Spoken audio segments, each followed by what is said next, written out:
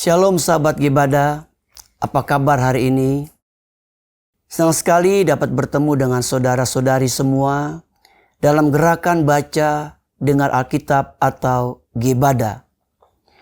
Saya Pendeta Kiki Cahyadi dari Gereja Betel Indonesia Geraha Niaga.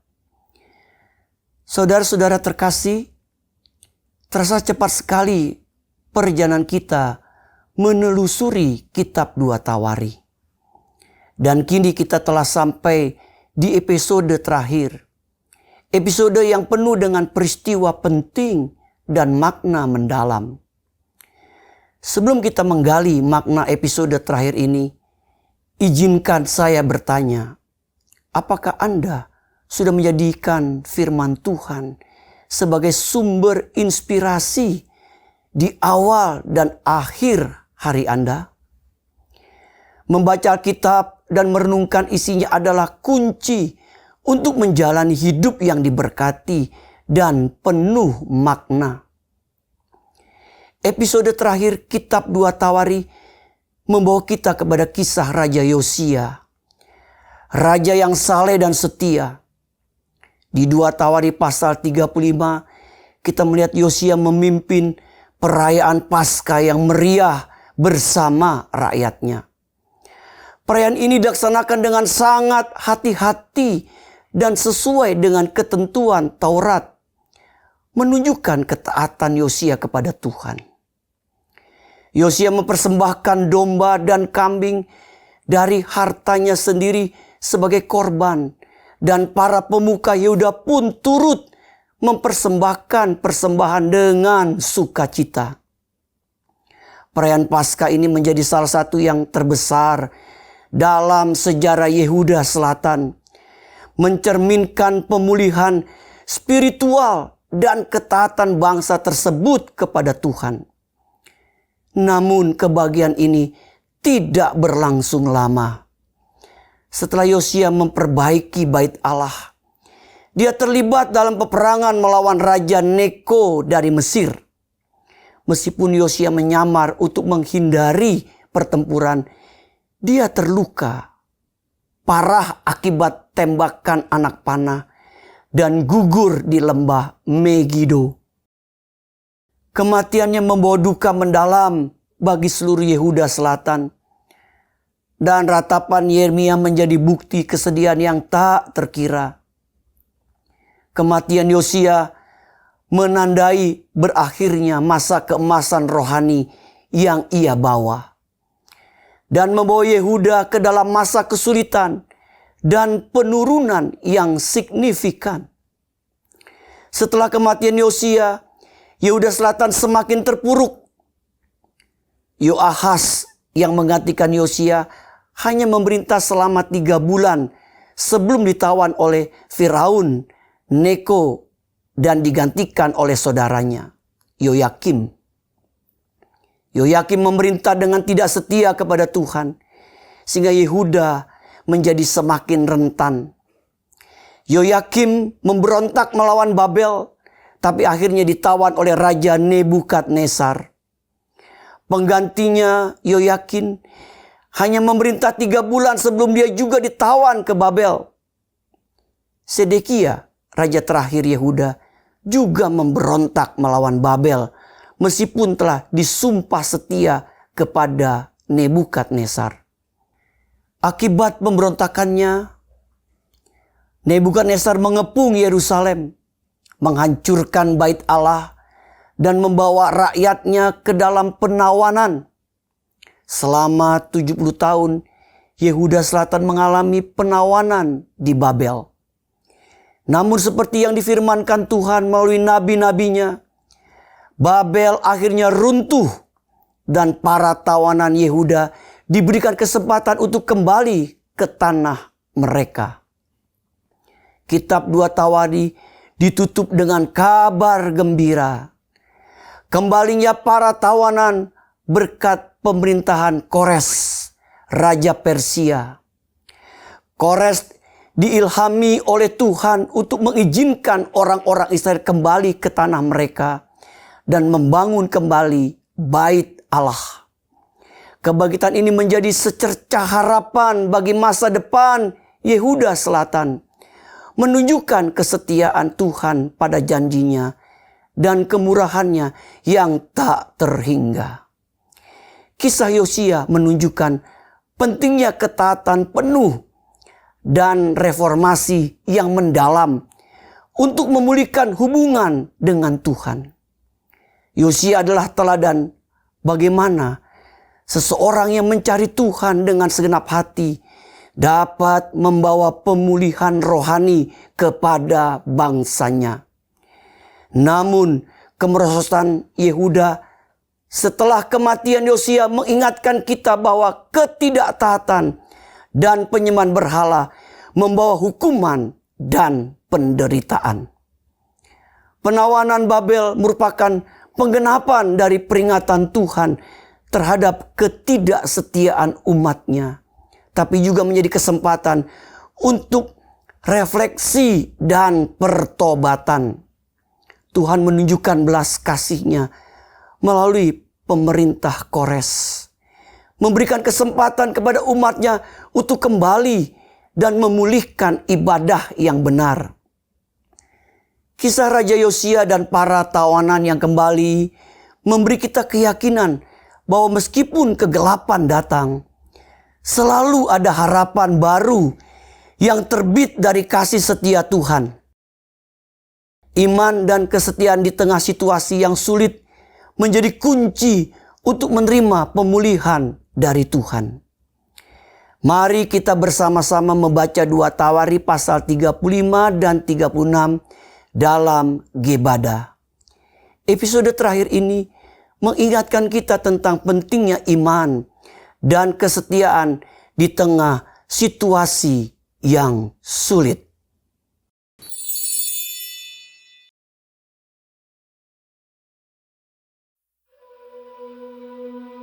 Kemudian Yosia merayakan Paskah bagi Tuhan di Yerusalem. Domba Paskah disembelih pada tanggal 14 bulan yang pertama. Ia menetapkan tugas para imam dan mendorong mereka menunaikan tugas jabatannya dalam rumah Tuhan. Berkatalah ia kepada orang-orang Lewi yang adalah pengajar seluruh Israel dan orang-orang kudus Tuhan. Tempatkanlah tabut kudus itu di dalam rumah yang telah didirikan Salomo bin Daud, Raja Israel. Tidak usah lagi kamu mengusungnya. Sekarang layanilah Tuhan Allahmu dan Israel umatnya. Bersiaplah menurut puak-puakmu dan menurut rombonganmu, sebagaimana yang dituliskan Daud, Raja Israel, dan Salomo anaknya. Berdirilah di halaman tempat kudus menurut golongan puak saudara-saudaramu yang lain, yakni kaum awam, dengan satu rombongan puak orang Lewi untuk tiap golongan saudara-saudaramu itu. Sembelilah domba Paskah, kuduskanlah dirimu, dan adakanlah persiapan bagi saudara-saudaramu, supaya dilakukan apa yang difirmankan Tuhan dengan perantaraan Musa. Yosia menyumbangkan kepada kaum awam sejumlah 30.000 ekor kambing domba, yakni domba-domba dan kambing-kambing jantan yang muda, semuanya sebagai korban Paskah bagi semua orang yang hadir. Selain itu disumbangkannya 3.000 ekor lembu. Semuanya itu dari harta milik raja. Juga para panglimanya memberi sumbangan sukarela kepada rakyat, para imam, dan orang-orang Lewi.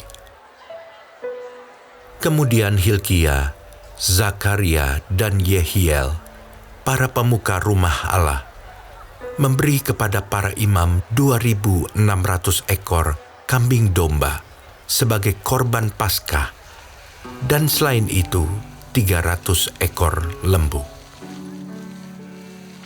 Lalu Konanya dan kedua saudaranya, Semaya dan Netaneel, serta Hasabia, Yeiel, dan Yozabat, para pemimpin orang-orang Lewi, menyumbangkan kepada orang-orang Lewi 5.000 ekor kambing domba sebagai korban Paskah, dan selain itu 500 ekor lembu.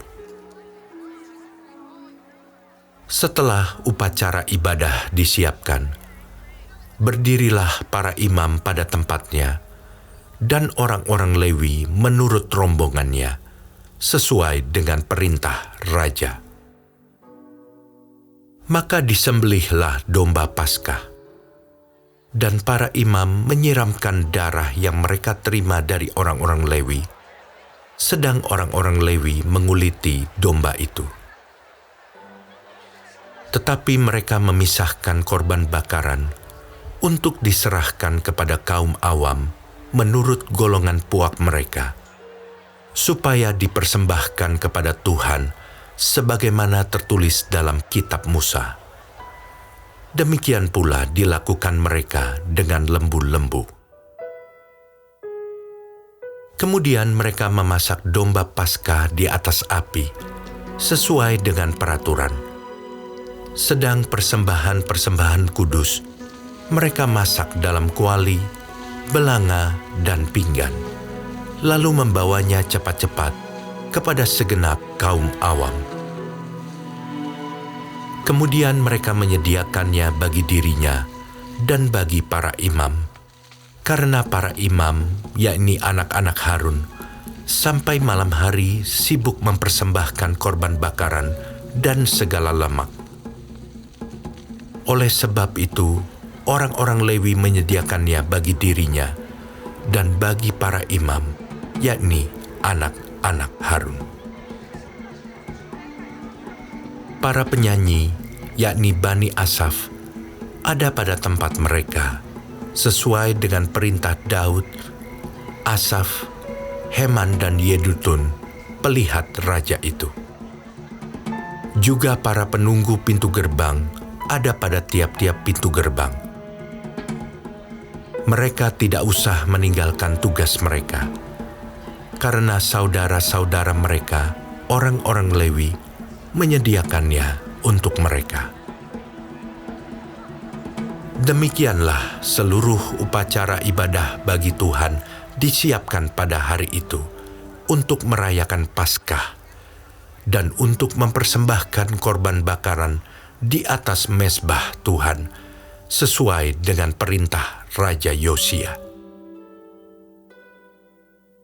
Pada waktu itu, orang Israel yang hadir di situ merayakan Paskah dan Hari Raya Roti Tidak Beragi selama 7 hari. Paskah semacam itu tidak pernah lagi dirayakan di Israel sejak Nabi Samuel. Seorang pun di antara raja-raja orang Israel tidak pernah merayakan Paskah seperti yang dirayakan Yosia dengan para imam dan orang-orang Lewi, dengan seluruh orang Yehuda dan Israel yang dapat hadir, dan dengan penduduk Yerusalem. Paskah itu dirayakan pada tahun ke-18 pemerintahan Yosia. Kemudian daripada semua ini, setelah Yosia memperbaiki rumah Tuhan, majulah Neko, Raja Mesir, hendak berperang di Karkemis di tepi sungai Efrat. Yosia keluar menghadapinya. Ia mengirim utusan kepada Yosia dengan pesan, "Apakah urusanmu dengan aku, Raja Yehuda? Saat ini aku tidak datang melawan engkau, tetapi melawan keluarga raja yang sedang kuperangi. Allah memerintahkan aku supaya segera bertindak. Hentikanlah niatmu menentang Allah yang menyertai aku, supaya engkau jangan dimusnahkannya." Tetapi Yosia tidak berpaling daripadanya, melainkan menyamar untuk berperang melawan dia. Ia tidak mengindahkan kata-kata Neko yang merupakan pesan Allah, lalu berperang di lembah Megido.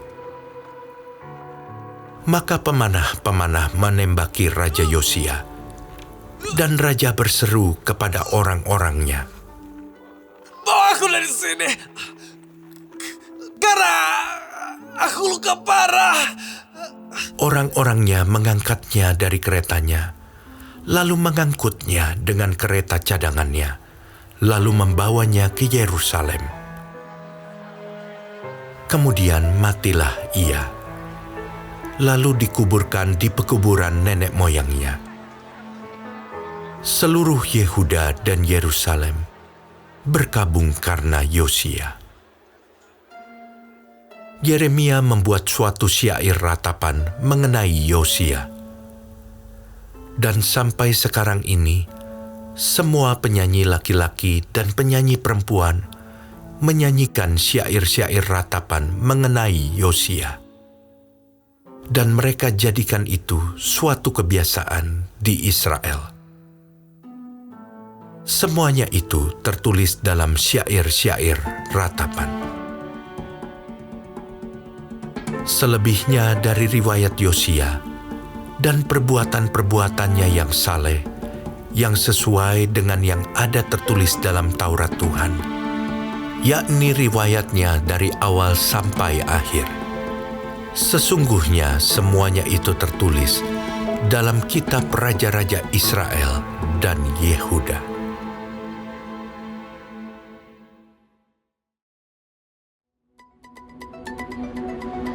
Rakyat negeri menjemput Yoahas anak Yosia dan mengangkat dia menjadi raja di Yerusalem, menggantikan ayahnya. Yoahas berumur 23 tahun pada waktu ia menjadi raja, dan 3 bulan lamanya ia memerintah di Yerusalem. Raja Mesir memecatnya dari pemerintahannya di Yerusalem dan mendenda negeri itu 100 talenta perak dan 1 talenta emas. Kemudian Raja Mesir itu mengangkat Eliakim, saudara Yoahas, menjadi raja atas Yehuda dan Yerusalem, dan menukar namanya dengan Yoyakim. Tetapi Yoahas saudaranya itu ditawan oleh Neko dan dibawa ke Mesir. Yoyakim berumur 25 tahun pada waktu ia menjadi raja, dan 11 tahun lamanya ia memerintah di Yerusalem. Ia melakukan apa yang jahat di mata Tuhan Allahnya.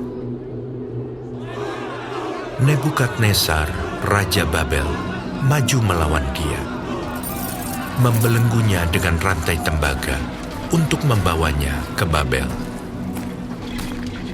Juga beberapa perkakas rumah Tuhan dibawa Nebukadnezar ke Babel dan ditempatkan di istananya di Babel. Selebihnya dari riwayat Yoyakim, segala kekejian yang dilakukannya dan kesalahan yang ada padanya, sesungguhnya semuanya itu tertulis dalam kitab Raja-Raja Israel dan Yehuda. Maka Yoyakin anaknya menjadi raja menggantikan dia. Yoyakin berumur 18 tahun pada waktu ia menjadi raja, dan 3 bulan 10 hari lamanya ia memerintah di Yerusalem. Ia melakukan apa yang jahat di mata Tuhan. Pada pergantian tahun, Raja Nebukadnezar menyuruh membawa dia ke Babel beserta perkakas-perkakas yang indah-indah dari rumah Tuhan. Dan Zedekia, saudara ayah Yoyakin, menjadi raja atas Yehuda dan Yerusalem. Zedekia berumur 21 tahun pada waktu ia menjadi raja, dan 11 tahun lamanya ia memerintah di Yerusalem. ia melakukan apa yang jahat di mata Tuhan Allahnya dan tidak merendahkan diri di hadapan Nabi Yeremia yang datang membawa pesan Tuhan. Lagi pula ia memberontak terhadap Raja Nebukadnezar yang telah menyuruhnya bersumpah demi Allah. Ia menegarkan tengkuknya dan mengeraskan hatinya dan tidak berbalik kepada Tuhan Allah Israel. Juga semua pemimpin di antara para imam dan rakyat berkali-kali berubah setia dengan mengikuti segala kekejian bangsa-bangsa lain. Rumah yang dikuduskan Tuhan di Yerusalem itu dinajiskan mereka. Namun Tuhan Allah nenek moyang mereka berulang-ulang mengirim pesan melalui utusan-utusannya karena ia sayang kepada umatnya dan tempat kediamannya. Tetapi mereka mengolok-olok utusan-utusan Allah itu, menghina segala firman-Nya dan mengejek nabi-nabinya. Oleh sebab itu, murka Tuhan bangkit terhadap umat-Nya, sehingga tidak mungkin lagi pemulihan.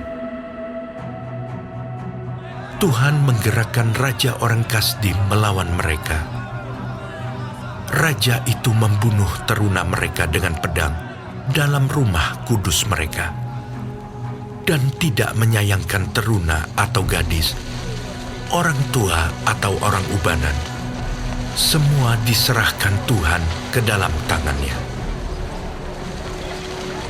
Seluruh perkakas rumah Allah, yang besar dan yang kecil, serta harta benda dari rumah Tuhan, harta benda raja, dan harta benda para panglimanya, semuanya dibawanya ke Babel.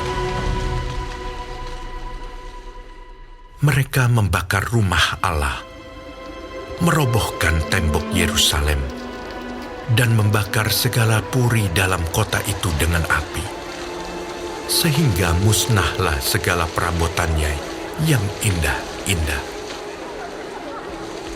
Mereka yang masih tinggal dan yang luput dari pedang diangkutnya ke Babel, dan mereka menjadi budaknya dan budak anak-anaknya sampai kerajaan Persia berkuasa. Dengan demikian genaplah firman Tuhan yang diucapkan Yeremia, sampai tanah itu pulih dari akibat dilalaikannya tahun-tahun sabatnya. Karena tanah itu tandus selama menjalani sabat, hingga genaplah 70 tahun. Pada tahun pertama zaman Koresh, raja negeri Persia, Tuhan menggerakkan hati Koresh, raja Persia itu, untuk menggenapkan firman yang diucapkan oleh Yeremia, sehingga disiarkan di seluruh kerajaan Koresh secara lisan dan tulisan pengumuman ini. Beginilah perintah Koresh, raja Persia. Segala kerajaan di bumi telah dikaruniakan kepadaku oleh Tuhan, Allah semesta langit. Ia menugaskan aku untuk mendirikan rumah baginya di Yerusalem yang terletak di Yehuda. Siapa di antara kamu termasuk umatnya, Tuhan Allahnya menyertainya, dan biarlah ia berangkat pulang